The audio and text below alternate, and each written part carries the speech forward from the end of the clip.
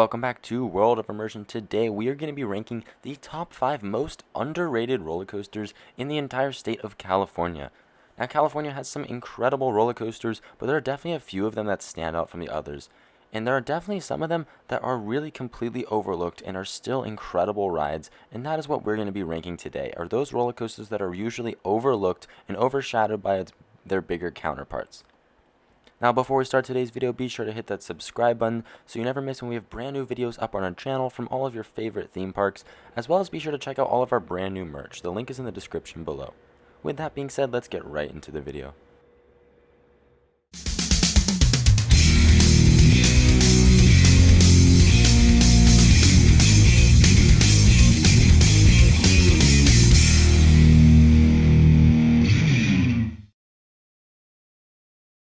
Alright, now before we get into the rankings, I just want to preface that this ranking is going to be based on how underrated they are, not how good they are within the rankings themselves. So number 5 could be better than number 1, it's just based on how underrated they are.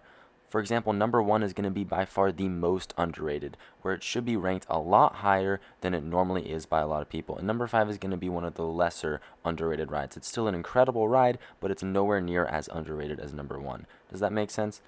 Alright, so let's start off with number 5. At number 5, we have Flight Deck at California's Great America. Now, this is an incredible B&M invert, and while it is a little bit short, I think it is one of the most forceful inverts I've been on. I feel like it usually gets overshadowed so much by the two other major counterpart rides in the park, Railblazer and Gold Striker, and while those rides may be a little bit better, Flight Deck is still an incredible ride and one of my favorite inverts that I've been on.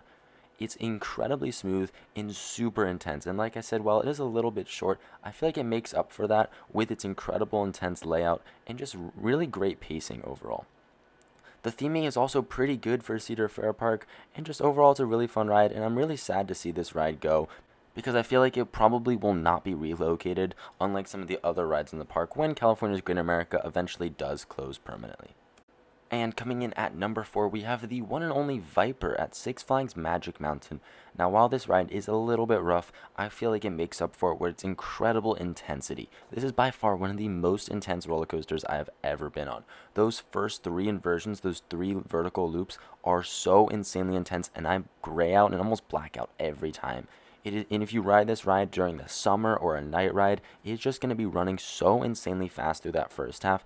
And while the second half does kind of kill the ride a little bit, the first half is just so insanely good that this ride had to be on this list.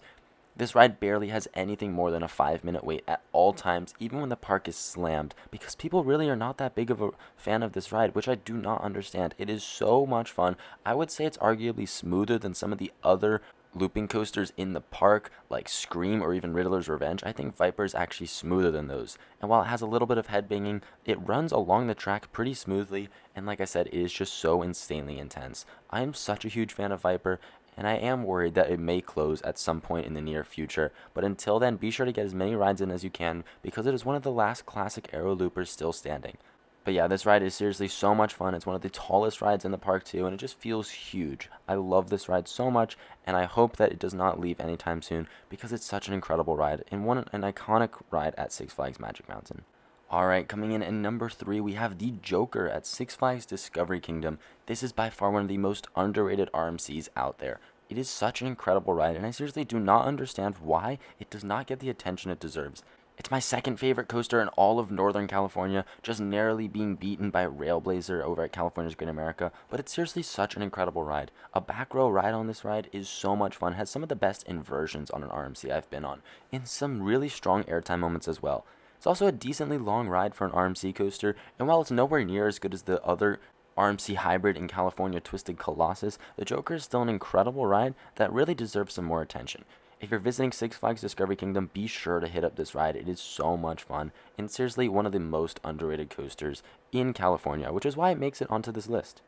And next up, taking the second place spot, we have Apocalypse the Ride at Magic Mountain, the one and only wooden coaster at Six Flags Magic Mountain, which is still crazy to me. A park with 20 roller coasters only has one wooden coaster. However, it's still a phenomenal ride. I seriously think that this is one of the most underrated wooden coasters on the planet.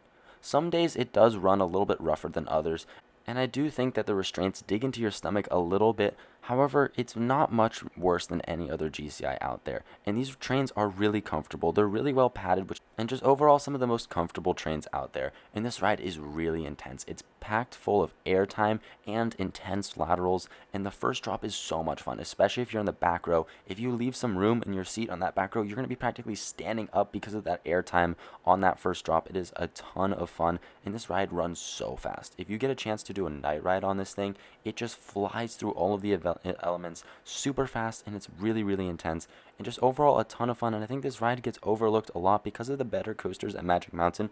However, please do not overlook this, and be sure to check it out on your visit to Magic Mountain. However, it is not the most underrated coaster in the entire state, and that honor goes to another ride in the same park, and that is Batman the Ride.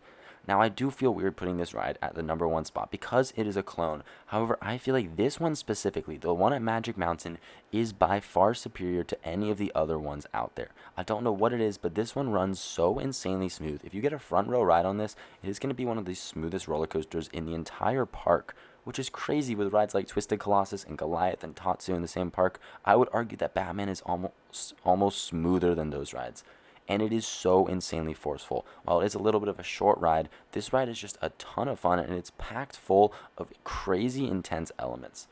Those 2 vertical loops are some of my favorite inversions on any roller coaster of all time. It is so much fun, and seriously one of the best coasters in the entire park. It almost even cracks our top 5 in the entire park, which is crazy with a park like some of the best roller coasters in the world. And be sure to check out our ranking of every single ride at Magic Mountain if you have not done so already, so you can see exactly where Batman the Ride falls on that list. But yeah, that's why it comes in the number 1 spot in the most underrated coaster in the entire state of California. However, that's going to do it for our ranking of the top 5 most underrated roller coasters in the entire state. Now, this is a very controversial list, so please be sure to comment down below in the comment section below if you disagree, as well as what your top 5 most underrated coasters are in the entire state. And if you don't live in California, comment your top 5 most underrated coasters in your state that you live in or your country. Thank you so much for watching World of Immersion today, but before you go, be sure to check out that video I recommended earlier where we rank every single roller coaster in Six Flags Magic Mountain, and be sure to check out our video where we rank every single roller coaster in the entire state of California.